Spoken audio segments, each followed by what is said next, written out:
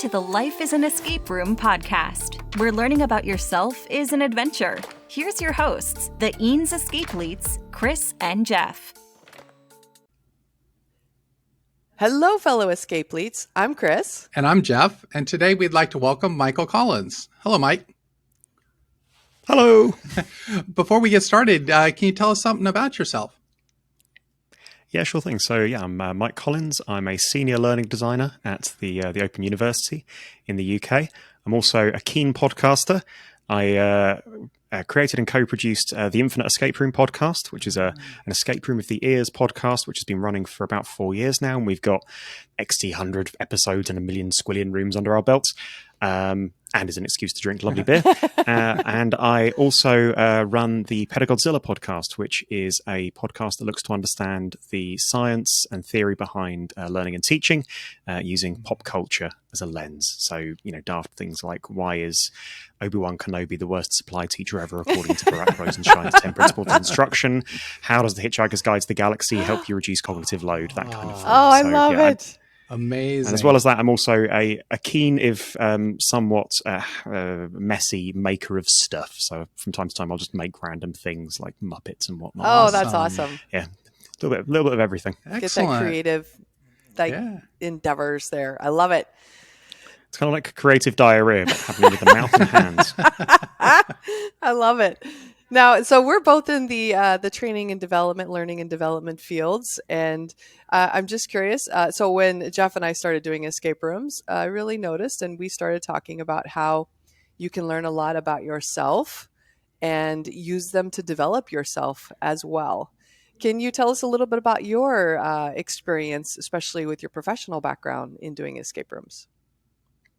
Yeah, sure. So I only did my first escape room maybe 5 years ago, so I was a little bit late to the party, and then did my first one, and luckily it was a really, really good one. It was a criminal hideout heist one, Enigma Quests in London, and it was absolutely superb. It was just phenomenal, and from there I just had to do more. Absolutely hooked. And then of course I was looking to start a podcast with a friend because I've got a lot of friends spread across the UK, and we were looking for a kind of a creative sort of project to give us an excuse essentially to meet up regularly online, because as you know, men can't just phone each other to catch up. We need to have an activity or a purpose. There's got to be golf or sport or something involved. We can't just say hello. That would be weird. So yeah, we kind of, I suggested escape rooms, and we started doing escape rooms of the ears from that point onwards. And then, so since around the same time, I actually started working as a learning designer at the Open University and trying to kind of expand my knowledge of learning design and, how people think and cognitive psychology and stuff. And then, turns out a lot of intersect between designing experiences for people in kind of an entertainment sense and designing experiences for people in a learning sense. Yeah. When did you notice when you were doing escape rooms that it was a good environment to learn about yourself and others? Was there an aha moment, or did it ease up on you, or did it just hit you right away?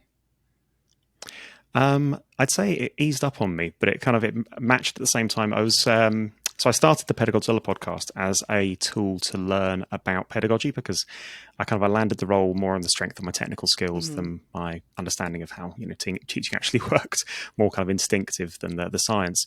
So as I was learning about that, particularly around things like metacognition, I was really it allowed me to it gave me the toolkit and the taxonomy to start to understand how I was experiencing things in things I enjoyed and what I was learning from other aspects of my life, such as escape rooms. And there was a really helpful tool in that regard.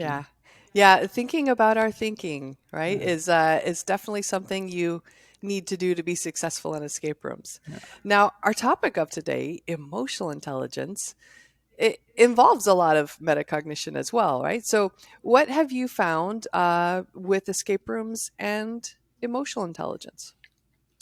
Okay, so first of all, emotional intelligence, I think it's a very underrated part of the metacognitive toolkit, and it should be, it needs to be in everybody's mental Swiss Army knife. Yes. There needs to be critical reflection, standard reflection, that little kind of corkscrew thing, which isn't very good, the bit that used to get stones out of horses' hooves, and emotional intelligence. So when I think about emotional intelligence, I'm referring as well to, I guess there's a couple of sort of models that float about, and I'm not a cognitive psychologist, so I just kind of default to the basic one of the mixed models. So particularly things like self-awareness, self-regulation, which are very much the first steps, but then empathy being kind of the critical one. You do sort of need them in that order. So in an escape room sense, sort of how you might see this played out. Sorry, am I jumping ahead? No, it's awesome. This is awesome. Yeah, perfect. Yeah. Okay, cool. So yeah, in an escape room sense, you might first see this when you're just solving a room. So first of all, escape room, it's a team effort. Yes. It's very hard to do a room on your own. But something that can make it a lot easier is to actually be aware, first of all, of your own emotions, because that allows you to regulate your emotions and essentially abstract yourself. Escape rooms are designed experiences. They are there to get a reaction. Well, not there to get a reaction out of you. The best ones get a reaction out of you. They are a simulated pressure cooker environment. They give you a time limit. They give you peril, high stakes. They often turn the lighting down to frustrate you. Sometimes they turn the lighting down so much that you can't really see what's going on. But anyway, that's a different kettle of fish. But they're designed to elicit certain types of experience. So the very first thing to be aware of is what you're actually experiencing, because that allows you to kind of take a step back by thinking about, what am I feeling right now? You abstract yourself sort of slightly from that situation. That allows you to engage other parts of your brain, essentially. You're allowed to take a step back from the emotions that you're currently feeling and think logically. And when you're thinking logically, you're also able to, because you've taken a step back from your own kind of head, look at what's happening with the other people around you, so able to start being aware of their emotions and having a degree of empathy with them. And that's really, really important, again, because it's a high-pressure situation. You want to know how other people are reacting in that. And actually, I mean, this is a great... If you ever want to get an idea of how your friends and family will react under pressure, if you do ever need to rob a bank, I don't know, slay a witch in a haunted house, or, graduate wizard school. Wow. Yes. Cure the zombie virus. I've not cured a zombie virus yet. But if you ever want to see how your friends and family may react under those situations, then take them to an escape room, because you will see those kinds of reactions and emotions coming out of them. Some of them will, some of my friends will close down a bit. They'll lock in. They'll try and find something in the room that they can understand and control, and they will just focus on that, because they feel overwhelmed by kind of the stress of the situation, and not in a non-enjoyment way, but, you know, they're definitely feeling sort of a bit of cognitive overload. So they'll home in and go, okay, I'm going to try and solve this little bit because I can sit here and try and understand a bit. You'll get some friends who will just go completely to pieces, who will start just running around in circles and hitting things, looking under things, shaking things, rattling things. In the case of one of my friends who will remain nameless, trying to pull props off the wall, not because she thought that, not through malice, but more through, I think this should move. No, I think that's definitely screwed to the wall. That's definitely, okay, no, it is moving. But yeah, having an awareness of that, taking a step back allows you to have an awareness of that. So first of all, understanding your own emotions so that you can abstract yourself. Secondly, by abstracting yourself, observing. But then it's also recognizing and having empathy for why people are feeling like that at the time. Right. So it's allowing them to, it's not saying, stop panicking, think bigger, think broader, be more logical. Calm down. It allows you, calm down, man. Instead, it allows you to kind of offer the little bits of soft support that you might need to help people, because it's a fun team activity. You don't necessarily want everybody to be sitting there robotically going, I think the logical solution to this puzzle is blank. Instead, you want people to be able to use their uniqueness, because it's a team game. You need somebody in the room sometimes with manic energy, literally opening all the drawers and things, because that's a very quick way of opening drawers. You do need somebody who's just completely tunneled in, can't hear anything else that's going on in the room, but has been staring at the chessboard and has gone, okay, I think if I click here, and here, I've solved this. You need all of those things. It's just that you need to, as a sort of a person who's taking a step back, be in a position where you can enable that, where you can, say to the person who is going, okay, you sit there and focus on that thing. That's absolutely fine. Hey, I see you're going batch language. I see you're going. Okay, I see you're going batshit crazy over there, trying to lift up that table and peer underneath that chest. Once you've done that, why not go through those drawers there? Start channeling that nervous energy. It also allows you to go, okay, why am I feeling like this? what's the experience that's been designed for me? It allows you to see into the metagame. So you go, okay, what's in the mind of the designer here? I've come into the room. They're not just going to not give me a breadcrumb to start with. What's the first thing they want me to do? What's the, that's the thing. You need to be able to regulate your own feelings before you can step into that space. How do you? And then you brought something up interesting here. Have you ever watched a group or been in this when another group is going on, and I can kind of picture it in my head. It's like the idea of 8 or 10 preteen kids just exploding in a room. I mean, just going every which way, and you're like, they couldn't possibly be successful, and they'll come out in 30 minutes having solved everything. And it's like what you said, you need some energy, but it's amazing how sometimes high energy feeds on itself and builds. What are your thoughts on that? I mean, when are the times when you need control, and when are the times that the release of that emotion is a good thing? Well, for starters, I've never had the privilege of sitting in on what sounds like probably hell on earth. It sounds dreadful. Saying that, I have done some very bad escape rooms before with very thin walls where that's been happening in the room next to me, and nothing quite shatters the illusion of being in a spooky cabin, like 6 teenage girls screaming their heads off in the next room. No, but I actually agree. I mean, there is, I think, a certain element of, if you get enough sort of highly caffeinated monkeys in a room, they will eventually solve the puzzles in front of them. But yeah, I think you need to use that energy, because as much as anything, if you're the logical person taking a step back, you'll stop and think. And escape rooms are timed activity. Eventually, you need to just start trying numbers, rattling locks, and looking under things. So that's why it's good to have an awareness of that, so you can still channel the energy, as opposed to, as I said, sort of trying to robotically go through it all. I mean, I was saying that I do. So as the Infinite Escape Room, we regularly sort of deliver, I guess, sort of GM Escape Room of the Year's puzzles. So we write those quite often, and we've got some very, very experienced escape room solvers in our kind of Rolodex of people who come on the show, and we've got some people who haven't done it very much. And we do get an aspect of that kind of, except in audio form, utter blind, energetic panic of just it's really something. It's wonderful. I enjoy it. I enjoy observing the chaos. Yeah, it's fine.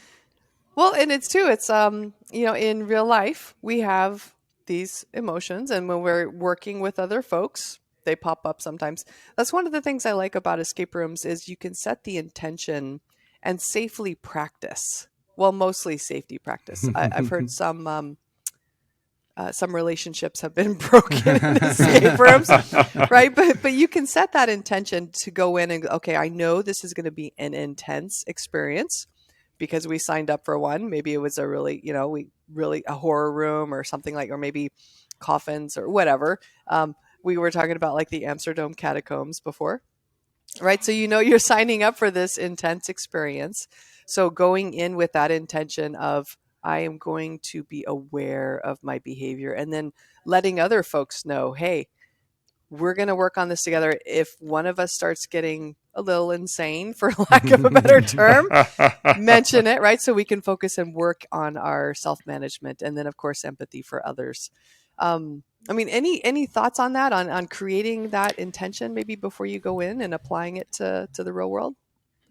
Yeah, sure. So, I mean, I think it's a really good, I guess, example actually of experiential learning in action. So if you were to think of Kolb's experiential learning cycle, it's giving people that safe space too, as you say, before you actually have the real zombie apocalypse, which can't be too far off now. It gives people a safe space to, step through the motions of that in an environment where, failure isn't necessarily the end of the world. I think the best escape rooms trick you into feeling that failure is the end of the world, and that's a really wonderful part of the immersion. But at the same time, you do know in the back of your mind that failure is okay. It's a big principle of playful learning as well. Playful learning and playful practice is that you need to create environments where it's safe to fail, and by doing that, by giving people these sort of safe, simulated experiences and spaces to do that, you enable them, you empower them to build confidence. And also, it's totally possible to fail in escape rooms in big ways, small ways, maybe you need a hint. Yeah. That always feels like a small failure, doesn't it? It feels like a small defeat. Oh, no. That's fine. We're good. We have no pride. We're good. Hint. Oh, okay, hint, okay. Hint. Oh, you would really get on with my friend. It's like, Chloe. That's her first, like, literally 30 seconds into any room. Chloe. Yeah, sorry. Yes, sorry. Anyway, blather, playful learning, blather. Yeah, sorry, I literally derailed my own train of thought. That's terrible. What's the idea of having a safe environment and the ability to sort of, even though you know it in the back of your mind, the pressure helps heighten your awareness and sort of it just becomes a good learning environment, I think, just to learn about yourselves. Absolutely. Yeah, I think it's why I don't want to say role play activities in a traditional sense of D20s and things, but role play activities within particularly professional learning contexts are really, really useful tools. Even in kind of like, the most basic form of just kind of like mini case studies followed by a, what would you do here? And then here's what we did. Here's what we'd suggest. Here's some of the mistakes you may have made. I mean, at the Open University, we design distance learning. So it's very much around kind of, anticipative feedback. So you have to try and think through, okay, what's a student going to do? What are the potential students? What are the potential mistakes a student could make at this point? How can we guide them with that? So yeah, it's a lovely way of presenting people with a situation where they can, goof around, muck around, fail. Have you seen what's an example of a very strong emotional reaction you've seen in an escape room, and what did you learn from it, either yourself or someone in your group? Oh, that's a good one. Okay, so this is what I see in all good escape rooms. All good escape rooms have, I think, three big emotional turning points and kind of like their meta stories that they build in. And this is something actually, when I'm designing escape rooms, like audio escape rooms myself, I try and build these in, often unsuccessfully. But, it's normally in my head trying to build them. But basically they are the escalation of peril. So that feeling of just kind of like rising, that little flutter of panic, you get that little flutter of tension and fear, that slight tightness in your chest. The triumph of a good aha moment as well. Like the triumph for a really good aha moment is just fabulous. And I don't even know how to describe it because it's such a complex emotion. Right. It's simultaneous kind of happiness and triumph, but it's also a kind of a pat on your back because you're like, I'm a clever sausage. I'm a very clever sausage. I solved the logic puzzle. Yeah, yes. I'm the smartest man. Give me that bomb to defuse. Let's do this. Yes. And challenge as well. There's a real trick, and actually, this is another really interesting link to pedagogy. Challenge is a very hard thing to get right, and all of the best rooms get this right, because what you don't want to do is go into a room and go, you look at each puzzle and you see the clear path to the solution. You see the golden path straight through and you go, okay, this leads to this, leads to this, leads to this. Similarly, there is nothing more frustrating than going into a room and going, what the bloody hell is supposed to happen here? So it's gauging the challenge at just the right thing so that you feel challenged, so that you feel, okay, I might not succeed here. I need to apply myself. I need to, you have to try. You have to really kind of pour all of your kind of brain power in, which is what makes the triumph so sweet. And it's the same with learning as well. So when, you're giving people incredibly, I'm just thinking of some recent training I've done, some incredibly patronizing training. Let's say, for example, of, when you're going down the stairs, you holding a handrail or trying to scoot down on your face or something, that's not necessarily adding, but giving people the sort of the test, the challenge that they may need. However, you can put it away at the other end. You can just say to somebody, okay, cool. So you've just finished your GCSEs, day one of particle physics, and you've missed the intervening steps. Right. What you want to do is build, you want to build people up. You want to give people the tools. We're back to metacognitive toolkits, but you want to give people a tool set and then give them ways to put it together and recombine it and apply it so that when they do so, they feel that they've achieved something, so that they've learned something. Yeah. What were the three again? I just, it was the heightened sense of peril, panic, the aha moment. Yeah, heightened peril. the aha moment of triumph and just kind of the underlying sense of challenge. I see. Yeah. Yeah. I'm not even sure those are really emotions now I think about it. Is challenged an emotion? I mean, you can. Kind of So there's emotions wrapped up in that, right? So can you share an escape room story where this occurred for you? And there was maybe an intense emotion that maybe either you didn't work through well or you did work through well. Either one. First one that comes to mind. Yeah, so it would have been it was the very first room I did actually. The very first room I did. It was for my friends. We'd organised it for my friend's stag party. This was Enigma Quests down in London. We've done that one. Yeah, the heist. It's so good. The heist one. It was excellent, awesome. But we hit the room and nobody had done an escape room before, and we were completely stuck. We were absolutely completely stuck. I think we'd managed to solve like half a puzzle in the room, but we weren't quite sure what to do. And the feeling of challenge was sort of heightened. We got the phone call and we thought, oh no, we're behind in time. We could see the little clock going, we've wasted 15 minutes. And it was a real kind of building sense of panic, particularly because there was a big there was a social pressure. I'd not met a lot of these people before. This was like, I was the best man. There was kind of like a social onus to make sure that everybody had a good time. Right. And actually, I mean, there's probably a separate discussion to be had about the person who books the escape room having a big social stake in everybody enjoying themselves and having a good experience, but that's a totally separate category.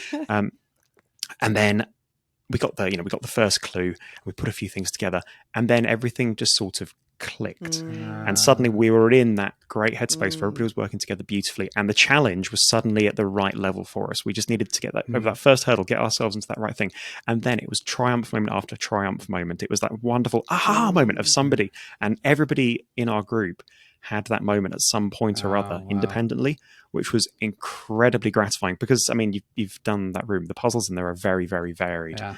And, they even accidentally bodged. We accidentally kind of, I don't want to say hacked, but we fudged one of the puzzles. It was a weighting-based puzzle by putting a person on it and stuff. And it was just it felt so utterly, wonderfully enlivening.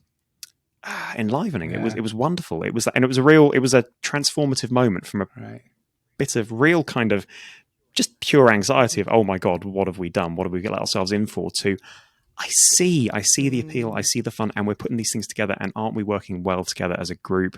Aren't we all getting, that was a fantastic bonding experience for us. Yeah. The rest of the day went fantastically. Everybody had a really great time. We got along again at the wedding. We've, a couple of us have stayed in touch since. Aww. It was absolutely wonderful. Had a great time. And then at the end we got out, and I won't spoil this for anybody who's not done the room yet, but we discovered the very last thing that you're supposed to do, which is get as much as you can. We'd screwed up because we were just too excited. We were all giddy. We were giddy little boys, and we'd screwed up. But then, that was an interesting one because I have learned from that experience. So, taking that to future rooms, you sit back and you take, okay, I know to listen really carefully to the instructions and the victory conditions. And, that stopped us from being caught out in future rooms. It's funny because so normally we're thinking, because we're enthusiasts, right? So we're looking at it from what you can learn about yourself from doing escape rooms. But as you were just talking, what came up in my mind is we could almost, in the real world, inhabit the role of the experience creator for others, right? So maybe people at home, what kind of experiences can we create for them? Maybe it's a party, a dinner party. Maybe it's a meeting at work. Maybe it's an experience for our team if we're a manager, or even just our fellow colleagues. Create that kind of experience for others where they feel that challenge, they feel that aha moment together, creates the bonding. I don't know. It just, I think that would be awesome.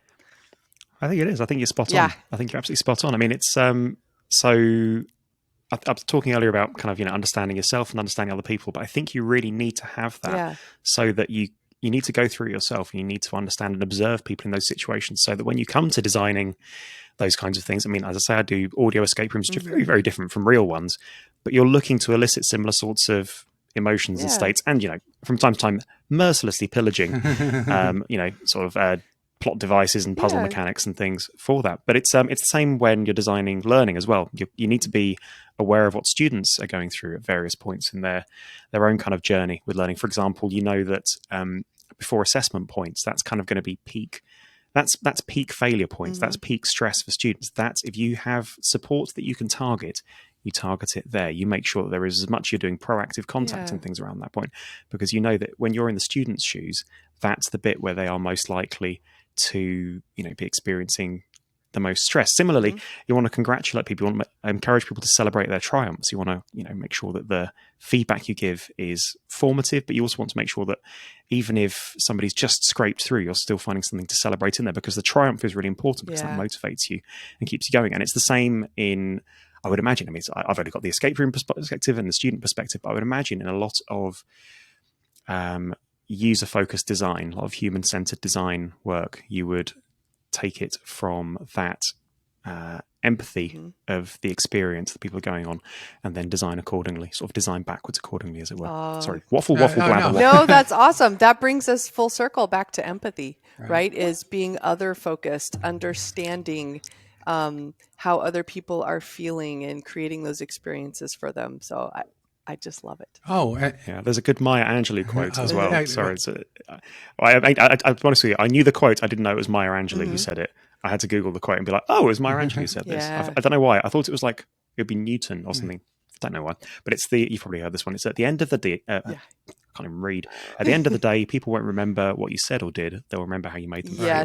And that's so true. Like how often, it's like you never remember, like, oh, of course, this escape room, that was the one that had the padlock was 627. You're not going to remember that. Nope. It's going to be the one. It's going to be the one where you went like, oh, that one. That was the one where the body fell out the cupboard and I literally weed myself. But the other, you brought up the perfect example. Your bonding experience on an emotional level, people will remember that wedding. People will have developed relationships and accomplish more than just the event that set the stage for that. I mean, the ability to connect with people on that emotional level and to be sensitive and build up the need and the accomplishment. I mean, it just takes you so much further than you could do if you didn't have that experience, for sure. Yeah. You're absolutely right. Okay, so Mike, now is a chance if you want to do like a 60-second commercial for your podcast, for your work, for anything.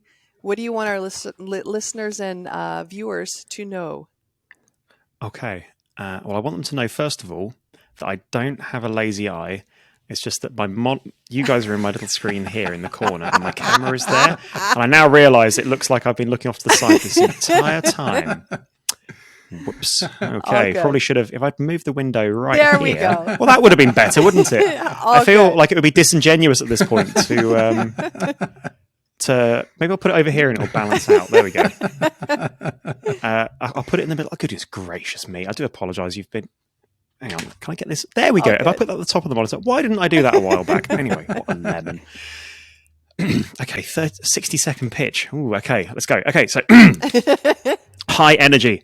Okay, so you can check out both of my podcasts. So we've got The Infinite Escape Room over at TheInfiniteEscapeRoom.com. We are a weekly podcast. Every week we do an escape room of the ears. It's almost always absurd. We have a lot of fun doing it, and we get interesting people on from time to time as well from around the escape room sphere. And we're probably going to see you guys on here as well at some point, because I'd love you to come and join us in the show. We also, after each room, pop to the pub and just have a lovely drink, chat about the rooms, escape room, puzzle design in general, and just about interesting things in the world.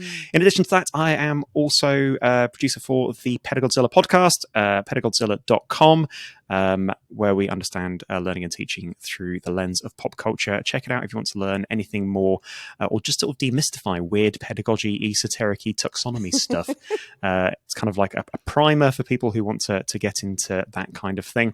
And we're also writing a book at the moment, which will be out at some point in November, possibly as a free PDF, but should be a good kind of get-started for anybody who wants to learn about those sorts of things. And that's probably about as much as I should plug in one go without taking a breath. I might go blue and pass out otherwise.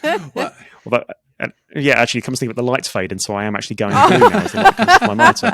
This is just a disaster. You're going to really regret putting it on video. Well, and the last thing before we go, what's your piece of advice? What's your final piece of advice for everybody, for the listeners and viewers? Oh, Ooh. That's a good one. Probably should have thought of a final piece of advice. Oh no, okay. Actually, my standard piece of advice is metacognition.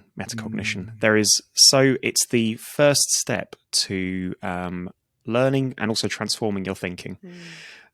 So just making sure that you value it and make time for it in your day, both in your personal life and your professional practice, and that you ensure that it's being valued by the people you work with and the place that you work. It enables you to become a reflective practitioner, which allows you to learn from your triumphs, learn from your mistakes. It allows you to better understand yourself, your reactions to situations and your experiences, and ultimately transform your learning and yourself. God, that sounded cheesy. That was great. No, that was amazing. That was awesome. But, Mesro, is it Mesro? No, it's Maslow. Yes. Maslow's transformative learning. Yeah. He'd say it better than me. He's got a better surname as well. It's good. Oh, well, thank you so much for joining us today, Mike. Thank you so much for having me. It's been a real pleasure. Want to learn more about the Eanes Escapeletes, buy the book, or read the blog? Visit lifeisanescaperoom.com.